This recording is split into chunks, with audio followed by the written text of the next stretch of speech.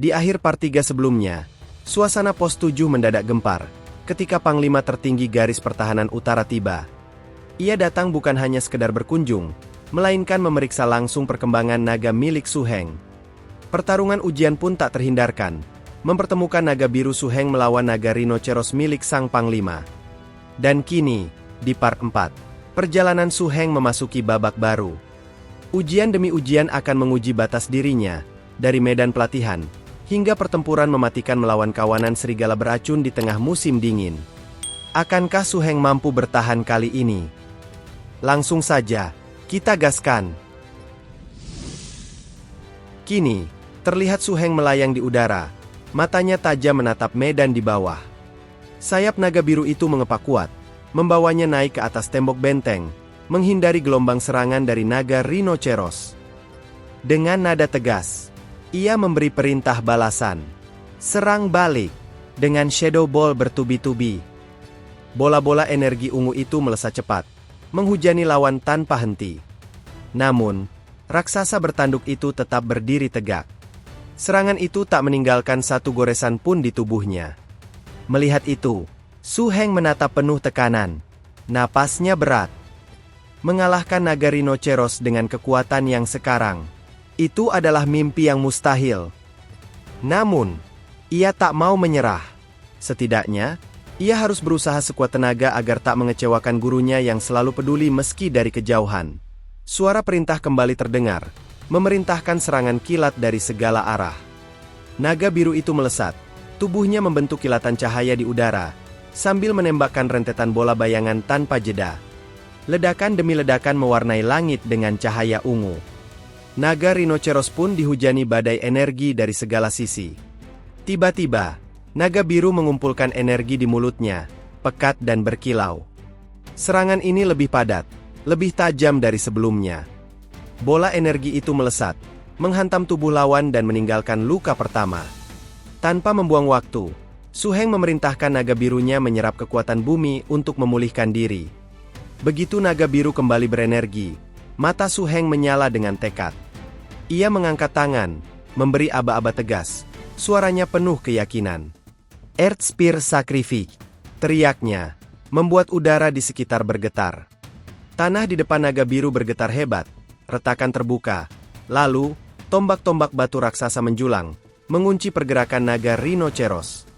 Namun, Lu Ling hanya tersenyum tipis, matanya penuh percaya diri. Dengan hentakan kaki yang menggelegar, naga rinoceros menghancurkan kuncian itu. Ledakan tanah menghantam udara. Suara hantaman memekakkan telinga. Naga biru Su Heng terhempas keras ke belakang. Tubuhnya berguling di tanah. Su Heng segera melompat, turun dari atas benteng, berlari menghampiri naga kesayangannya. Ekspresinya tegang, menghampiri naga biru yang mengerang kesakitan. Melihat itu, Lu Ling terkekeh sambil menyilangkan tangan di dada. Taktikmu cukup bagus, Su Heng. Tapi, naga milikku sudah level 9, ujarnya dengan nada bangga. Sambil melihat kondisi naganya, Su Heng pun menanggapi ucapan kakak seniornya tersebut. Kakak yang memintaku untuk menunjukkan semua skill yang kupelajari bukan, demi tugas guru untuk mengujiku. Panglima Lu Ling terdiam sejenak seraya merasa bersalah. Senyum sombongnya memudar. Sambil menepuk bahu Su Heng, ia berkata, bahwa guru mereka pasti akan sangat puas saat mendengar laporan dari hasil ujian kali ini. Ia pun kembali memuji juniornya tersebut, kagum akan kecepatan pertumbuhan naga milik Su Heng, yang bahkan melampaui naga yang pernah ia besarkan dahulu. Kini, keduanya pun berjalan berdampingan, masuk ke arah dalam benteng pertahanan, diikuti oleh naga rinoceros serta naga milik Su Heng di belakangnya. Beberapa hari pun berlalu, malam musim dingin menyelimuti pos 7. Angin utara menerpa tanpa ampun, menusuk hingga ke tulang. Tanpa tembok tinggi sebagai pelindung, para penjaga hanya mengandalkan kantong tidur tipis. Seorang prajurit menggeliat, terbangun karena dingin yang membekukan kulit. Andai saja musim dingin cepat berakhir, gumamnya sambil menggigit bibir. Seseorang di sampingnya terkekeh kecil dan berkata, "Jika mau hangat, jadilah seorang tamer seperti saudara Su. Pikirannya dilindungi naga, ia tak akan kedinginan." Seru orang tersebut tertawa kecil. Belum sempat tawa itu mereda, alarm bahaya meraung memecah malam. Semua orang terlonjak bangun. Langkah-langkah cepat menggema di dalam ruangan. Pintu terbuka lebar. Saudara Huang muncul dengan napas berat. Matanya menyapu ruangan. Alarm dari pos 3. Perkebunan nomor 25 diserang spesies berbahaya. Teriaknya lantang, membuat semua orang tersentak. Ia langsung membagi tugas cepat. Xiao Hu, Saudara Su, ikut aku. Lao Su, Ah Wen, Xia Hui, jaga pos 7. Tak ada waktu untuk bertanya, semua langsung bergerak. Dalam sekejap, mesin kendaraan tempur meraung, melaju menembus dinginnya malam. Di kursi depan, Saudara Huang mulai berbicara. Kapten Li melaporkan, situasi ini gawat. Banyak spesies berbahaya masuk ke area perkebunan. Para pekerja terjebak di dalam asrama, bertahan di balik benteng yang sudah rusak. Ucapnya, pandangannya tertuju keluar jendela, melihat salju yang berputar di udara. Di sisi lain, kawanan serigala liar menerobos pagar pembatas yang roboh. Mereka berlari cepat, mata berkilat liar, taringnya memantulkan cahaya pucat malam. Suara geraman bercampur dentingan kawat yang putus. Bayangan tubuh mereka menembus pintu gerbang benteng pertahanan, haus memangsa apapun yang bergerak. Di jalur utama, kendaraan dari pos 3, pos 4, dan pasukan utama dari pos terdekat mulai melaju. Ban-ban besar mereka memecah tumpukan salju, lampu depan menembus kabut malam menuju perkebunan nomor 25. Jauh di jalur lain, kendaraan yang ditumpangi Su Heng dan tim pos 7 menembus angin musim dingin yang menggigit. Suara mesin menggeram berat, beradu dengan desir angin yang menghantam kaca depan. Saudara Huang menoleh ke Xiao Hu, suaranya datar namun tegas. Penyerangan dilakukan serentak pukul 4 pagi. Ia melirik jam di pergelangan tangannya. Sekarang, pukul 3.40. Kita harus sampai sebelum waktunya. Xiao Hu hanya mengangguk, menekan pedal gas lebih dalam. Getaran mesin menjalar ke seluruh bodi kendaraan saat salju berterbangan di belakang. Tak lama kemudian, lampu-lampu gerbang perkebunan mulai terlihat di depan. Tim Su Heng melambat, lalu masuk melewati gerbang sisi barat laut perkebunan nomor 25. Saudara Huang menurunkan kaca jendela, suaranya lantang dan jelas. Pos 7 bagian utara, sudah tiba, serunya. Penjaga di pintu masuk berdiri tegap, suaranya tegas memberi perintah. Segera bersiap untuk bertempur. Semua informasi akan disampaikan melalui radio, ucapnya tegas. Kini, dari radio di kendaraan Su Heng, suara siaran darurat terdengar jelas. Tembok sisi barat laut nomor 6 telah roboh. Para monster kini berada di perkebunan gandum, berpesta dengan mayat staf perkebunan. Suara itu berlanjut, nadanya semakin berat. Seluruh personel yang masih hidup, sudah dievakuasi ke tempat penampungan karyawan. Mereka masih bertahan sampai bala bantuan tiba. Terlihat barisan kendaraan mulai membentuk formasi ujung tombak.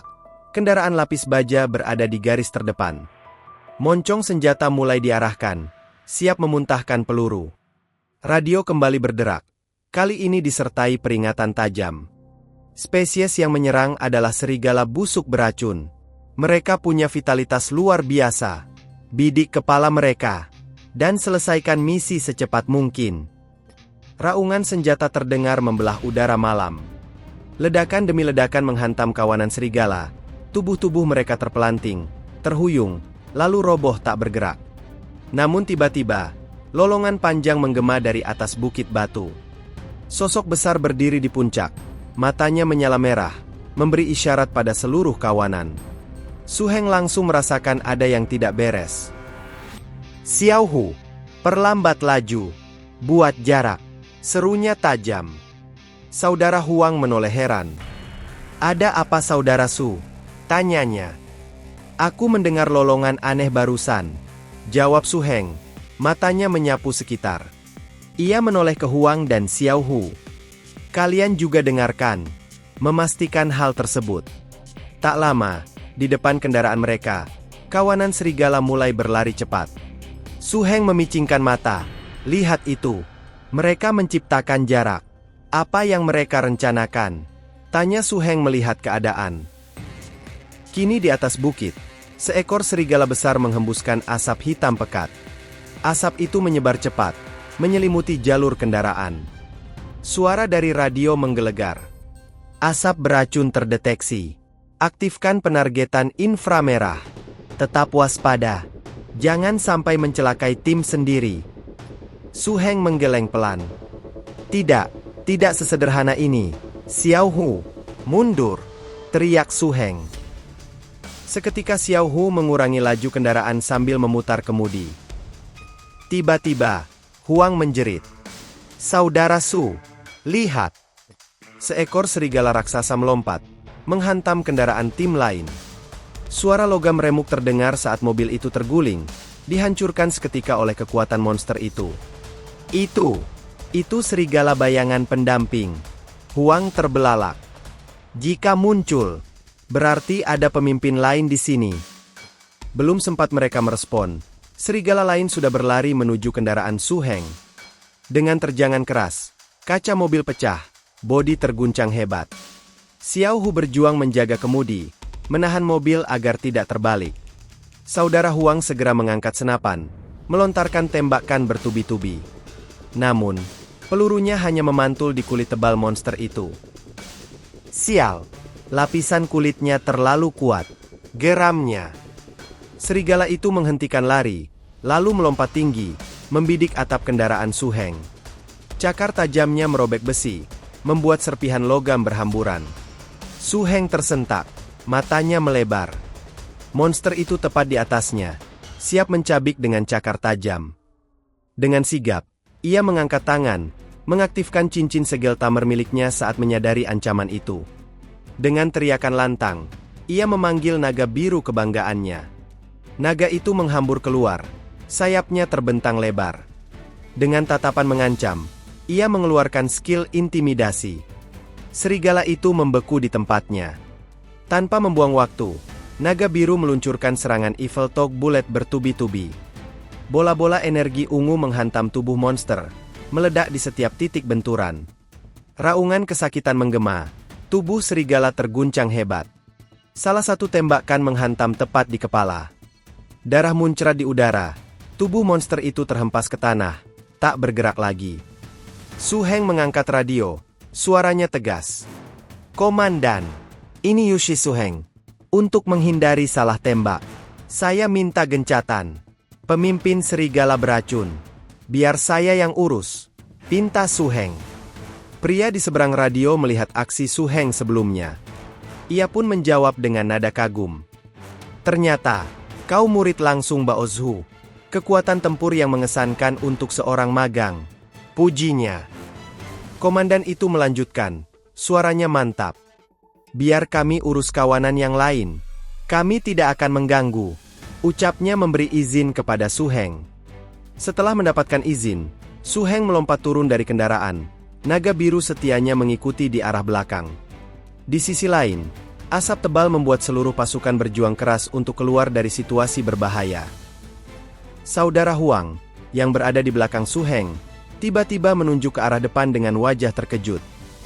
Hal itu pun membuat mata Su Heng seketika membelalak. Dari kejauhan, pemimpin kawanan serigala raksasa tampak menghancurkan kendaraan lapis baja layaknya sebuah mainan. Seseorang di dekat kendaraan itu pun menjadi target berikutnya. Tanpa ragu, Su Heng berteriak, memerintahkan naga birunya untuk melakukan serangan kejutan. Dan dengan kecepatan kilat, naga biru itu menghantam sisi leher serigala dengan keras. Hantaman itu seketika menghempaskan sang pemimpin kawanan jauh ke belakang. Hal itu pun seketika membuat debu dan pecahan batu di sekelilingnya beterbangan. Wajah serigala itu berubah murka, matanya memerah membara. Di tengah situasi itu, pria yang baru saja diselamatkan Su Heng tersenyum lega. Ia pun mengucapkan rasa terima kasih kepada Su Heng dengan bahagia. Namun, tanpa sadar, bahaya belum berakhir. Su Heng berteriak memperingatkan. Namun, sebelum pria itu sempat bergerak, cakar besar menembus tubuhnya dari belakang. Hal itu pun seketika membuat pria di hadapan Su Heng pindah alam dengan cepat. Tak lama, sang pemimpin serigala itu pun menghempaskan tubuh orang tersebut ke tanah, sambil melepaskan tancapan cakar yang berasal dari ekornya. Su Heng mengepalkan tangan. Amarah membuncah di matanya. Dragon Snake Lizard, Earth Spear Sacrifice, teriak Su Heng lantang. Naga biru itu mengaum, menghentakkan kakinya ke tanah dengan kekuatan penuh. Tanah di hadapan naga bergetar hebat, deretan tombak batu menjulang dari permukaan. Namun, pemimpin serigala itu mendadak sadar akan sebuah ancaman mematikan yang mendekat. Benar saja, ketika tombak-tombak batu hampir menyentuhnya, ia langsung menghilang dengan menggunakan skill Shadow Assault, kemudian meluncur secepat bayangan. Melihat itu, Su Heng mendecak, menyadari serangan itu meleset. Namun, Su Heng seketika menyadari, pergerakan serigala yang terus menghindar tersebut kini melesat ke arah saudara Huang dan Xiao Hu. Tak ingin menyiakan kesempatan, Su Heng berteriak, "Xiao Hu, saudara Huang, bersiap, tembak dari depan," serunya, memberi komando cepat. Tanpa ragu, keduanya mengokang senjata, dan mulai melepaskan rentetan peluru. Lesatan demi lesatan memotong udara, menghujani jalur lari sang pemimpin serigala. Monster itu berkelit lincah, menghindari hujan peluru dengan kecepatan mengerikan. Tapi, ia tak menyadari satu hal. Dari sisi lain, naga biru Su Heng sudah melesat dengan cepat. Dalam sekejap, tubuh naga biru itu menghantamnya keras, membuat tanah bergetar. Taring naga itu menancap kuat di tubuh serigala, membuatnya meraung marah. Tak sampai di sana, Su Heng kembali berteriak kepada naga miliknya. "Dragon Snake Lizard, intimidasi," perintah Su Heng tegas. Naga itu terbang ke udara, tatapan matanya memaku target di tempat. Kemudian, ia menyalurkan energi di sekitar tangannya. Sesaat setelah itu, ia melesat seperti meteor, dan menghantam kepala serigala, menembusnya hingga darah memercik liar. Raungan terakhir itu perlahan memudar, dan medan pertempuran pun kembali hening. Beberapa waktu kemudian, salju turun perlahan di langit pegunungan. Kendaraan yang rusak parah itu melaju pelan di jalan bersalju, membawa tim Su Heng kembali ke pos 7. Dari dalam kendaraan, saudara Huang melirik Su Heng, yang duduk dengan tatapan kosong. Biasanya, di situasi invasi sebesar ini, seorang magang tidak akan dilibatkan, ucap Huang mencoba memecah kesunyian. Ia tersenyum tipis. Tapi kali ini, kalau saudara Su tak ikut, korban pasti jauh lebih banyak, ucap Huang tenang. Su Heng hanya menunduk pelan, menerima kata-kata itu tanpa bicara. Kemudian setelah itu, saudara Huang mengangkat lengan bajunya, menunjukkan bekas luka di tangannya. "Ini, dari pertempuran pendukung perkebunan pertamaku," katanya sambil menghela napas. Ia pun mulai menceritakan bagaimana kala itu. Lebih dari 50 orang gugur di medan tempur. Sebuah kendaraan lapis baja dihancurkan hanya dengan sekali hantaman. Semua itu disebabkan oleh monster Golden Bucket Steel Arm. Semua anggota tim yang berada di dalamnya pun tewas ketika tubuh mereka bahkan tak tersisa. Pertarungan itu baru berakhir saat kakak senior Chao, panglima tertinggi wilayah utara pada masa itu, turun tangan dan menghancurkan monster tersebut. Di samping itu, saudara Huang meraih botol minum, lalu menyodorkannya pada Su Heng. "Minumlah sedikit, ini akan membuatmu merasa lebih baik," ucapnya. Su Heng menerimanya, meneguk sedikit, lalu kembali menatap saudara Huang yang mulai melanjutkan. Ia berkata, "Di era ini, orang biasa hidup seperti rumput terapung tanpa akar. Kita tak pernah tahu, apakah besok masih bisa melihat matahari," ucap saudara Huang pelan.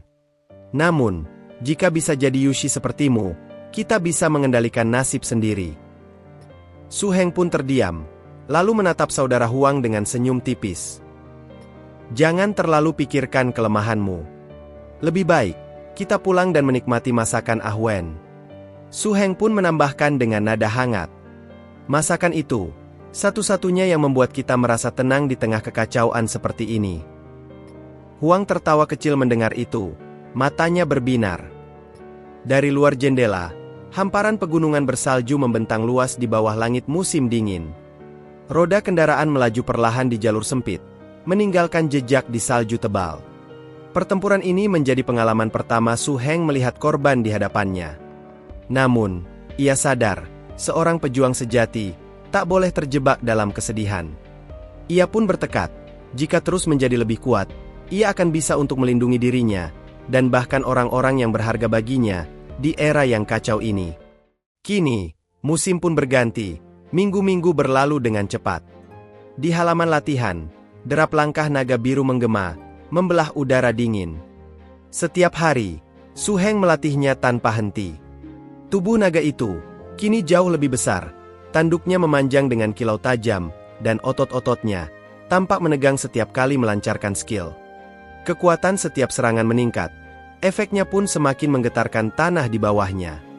Di tengah kesibukan latihannya, Pos 7 kedatangan seorang tamu yang sudah tak asing lagi. Dengan santai duduk di atas seekor Raja Singa, Panglima Luling kembali hadir.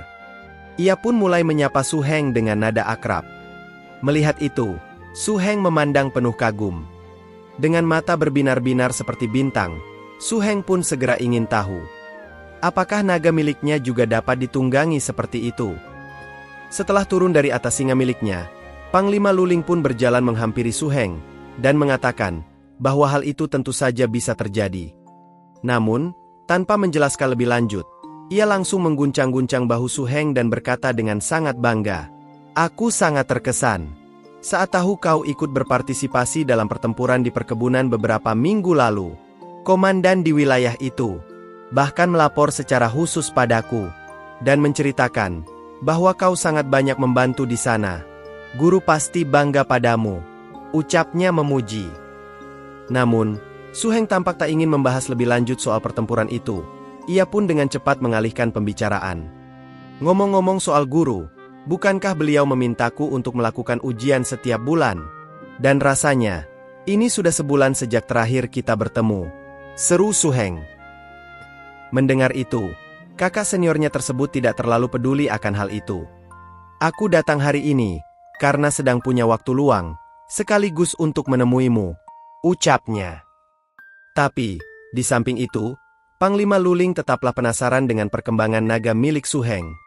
Yang pada akhirnya, ia tetap meminta Su Heng untuk menunjukkan naga miliknya. Su Heng pun tak heran dengan hal tersebut. Dan, tanpa ragu, Su Heng menyetujui dan mulai mengaktifkan segel tamer miliknya. Sekejap kemudian, naga biru itu muncul dengan tubuh yang jauh lebih besar dari sebelumnya. Tanduknya mencuat tajam, dan auranya terasa begitu mengintimidasi. Melihatnya, Panglima Luling terkejut setengah mati, tak menyangka jika pertumbuhannya secepat ini. Ia bahkan berseloroh, apakah Su Heng memiliki rumus kultivasi khusus, ataukah kultivasi miliknya sudah mencapai tahap sempurna. Su Heng menahan senyum, berlagak polos memasang wajah mengejeknya. "Hei, apa yang kau pikirkan? Aku selalu memakai rumus latihan dari guru.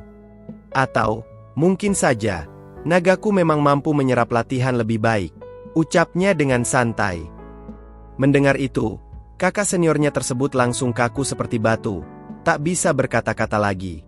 Dengan wajah murung, ia pun meminta Su Heng untuk menyimpan kembali naganya. "Sudah-sudah, tidak perlu ada ujian lagi," ucapnya lesu. Panglima Luling pun melanjutkan. "Menurut petunjuk sang guru, setelah nagamu masuk ke tahap pertumbuhan menengah, pelatihanmu di benteng utara ini dianggap selesai. Sekarang, berkemaslah, dan bersiap untuk kembali menemui guru." Su Heng yang tadinya bingung, kini pun mengerti. Beberapa waktu kemudian, terlihat Su Heng telah selesai berkemas. Ia pun kini siap untuk meninggalkan pos tersebut. Namun, saudara Huang dan Ah Wen justru menangis, merengek saat melepas kepergian Su Heng. Mereka berkata bahwa mereka tidak akan bisa tidur nyenyak setelah Su Heng pergi dari sana. Mereka pun terus menangis terseduh-seduh, mengaku belum siap jika harus ditinggalkan oleh Su Heng. Menanggapi hal tersebut, Su Heng berkata dengan nada bercanda, "Sepertinya, aku akan membiarkan naga milikku menemani kalian berlari saat ini," ujar Su Heng. Seketika, saudara Huang langsung berhenti menangis. Dan tanpa merasa bersalah, ia langsung menunjuk ke arah Ah Wen, seolah dialah satu-satunya yang sedari tadi merengek. Kini, terlihat bangunan benteng megah di bagian utara pos 7, menandai berakhirnya misi pertama Su Heng di tempat ini. Keesokan harinya, di salah satu bangunan yang berada di dalam kastil Blacklight, Terlihat ruang pelatihan Dark Lamp, di mana Su Heng tampak terbaring kelelahan, tak sanggup lagi menahan metode pelatihan yang keras. Pria yang berada di hadapan Su Heng memuji ketahanannya. Ia mengatakan bahwa Su Heng mampu menahan bombardir latihan yang luar biasa. Namun di samping itu, ia juga mengingatkan agar Su Heng tak menjadi lengah. Pria itu adalah Lin Fu, pelayan terpercaya sang penguasa kastil. Tak lama, penguasa kastil hadir di sana. Ia pun datang dan menanyakan perkembangan Su Heng. Lin Fu pun melaporkan hasilnya dan mengatakan bahwa sang penguasa kastil telah mendapatkan seorang murid yang berbakat. Meskipun tak setalenta kakak perempuannya, Su Heng merupakan orang yang gigih. Penguasa kastil menghampiri Su Heng. Ia terkesan karena muridnya tersebut berhasil menyelesaikan pelatihan di Benteng Utara hanya dalam waktu 1 bulan, bahkan dengan hasil gemilang. Sang penguasa kastil pun mulai bertanya kepada Su Heng. "Apakah kau mengalami kesulitan di sana?" tanyanya. Dengan penuh sukacita, Su Heng menjawab bahwa ia tak menemukan kesulitan sama sekali. Justru ia merasa semua latihan ini memberinya pertumbuhan yang sangat signifikan, bahkan jauh lebih baik dibanding hanya menunggu telur naga menetas tanpa ada kemajuan sedikit pun. Baginya, pelatihan akhir-akhir ini bukanlah suatu hal yang sulit. Mendengar itu, penguasa kastil pun kagum. Ia tidak menyangka naga itu bisa dilatih sejauh ini, bahkan melampaui harapannya. Hal ini membuatnya semakin yakin akan rencananya untuk Su Heng di masa depan. Mendengar hal itu, Su Heng tampak senang dan menegakkan tubuhnya. "Masa depan? Apakah aku akan kembali ke pinggiran luar pos pengintai?" serunya penuh semangat. Namun, penguasa kastil meralatnya.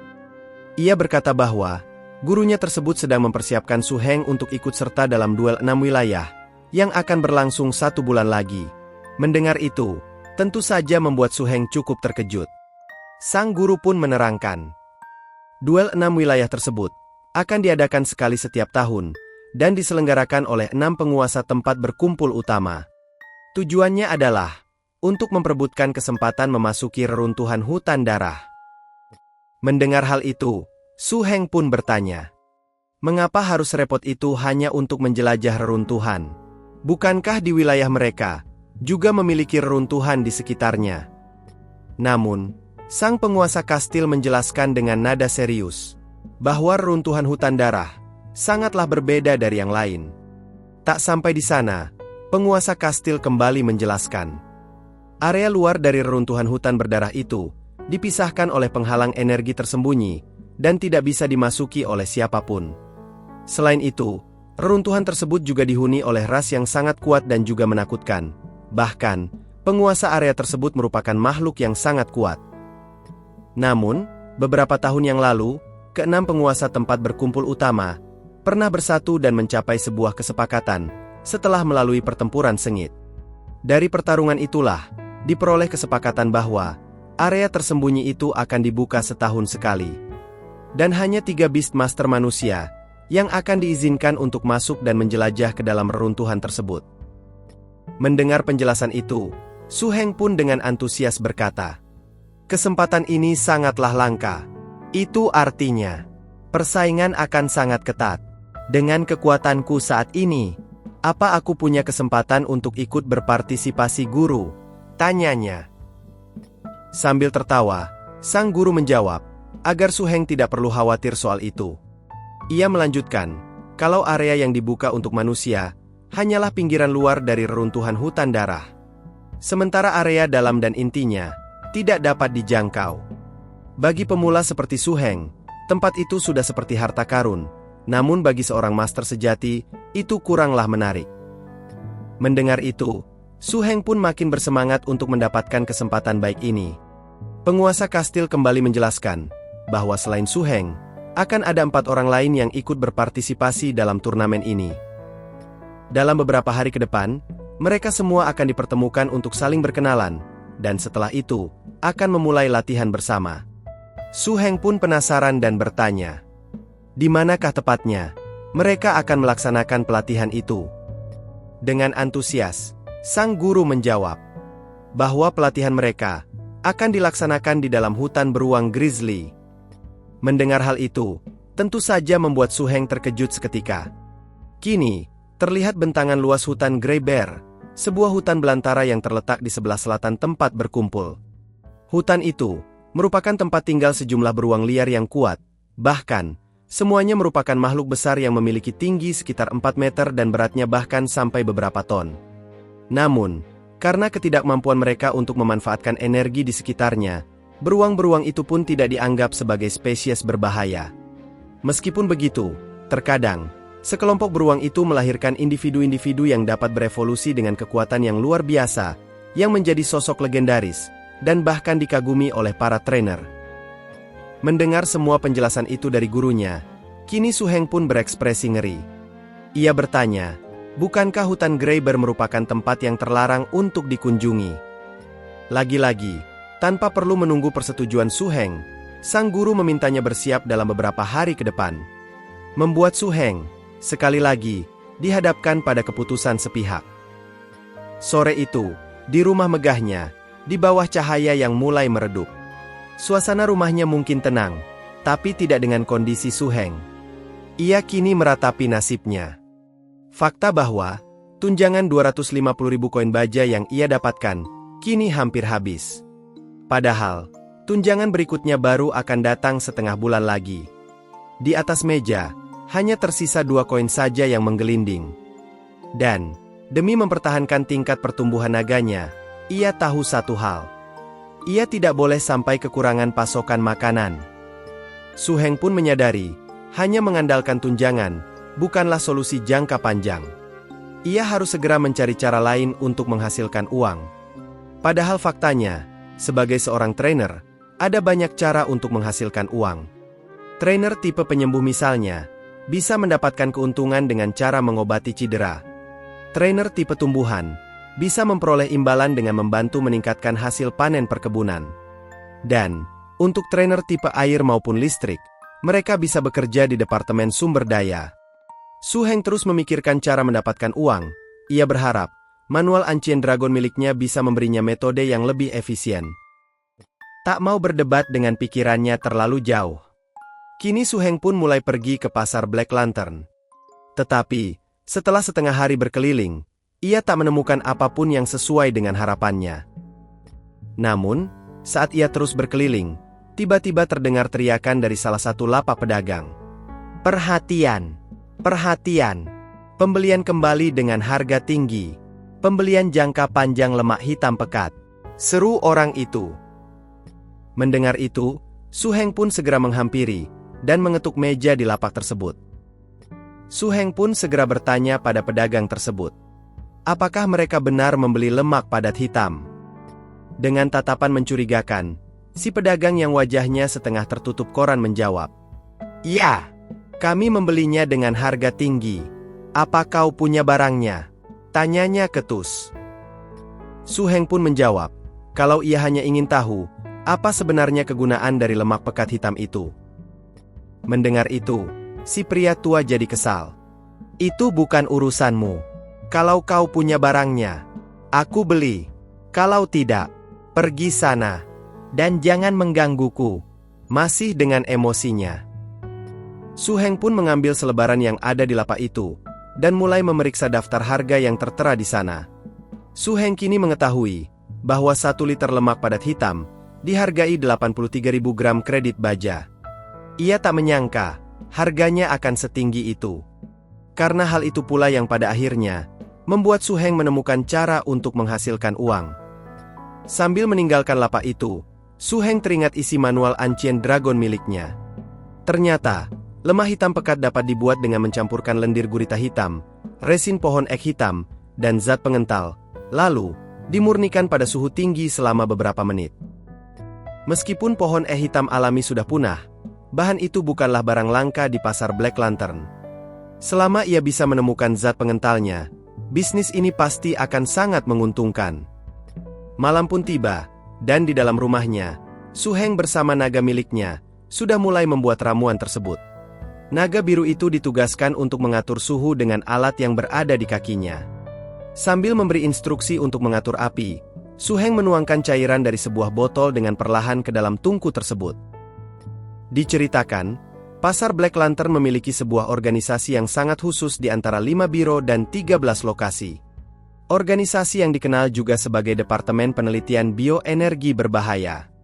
Fungsi mereka adalah untuk mempelajari makhluk berbahaya dan zat-zat energi aneh lainnya. Departemen penelitian itu pun memiliki 3 lembaga, yang kemungkinan besar adalah pembeli sebenarnya yang membeli lemah hitam pekat dalam jumlah besar tersebut. Kini, Su Heng telah berhasil membuat lemah hitam pekat dan menuangkannya ke dalam wadah. Deretan botol berisi ramuan itu kini tersusun di hadapannya.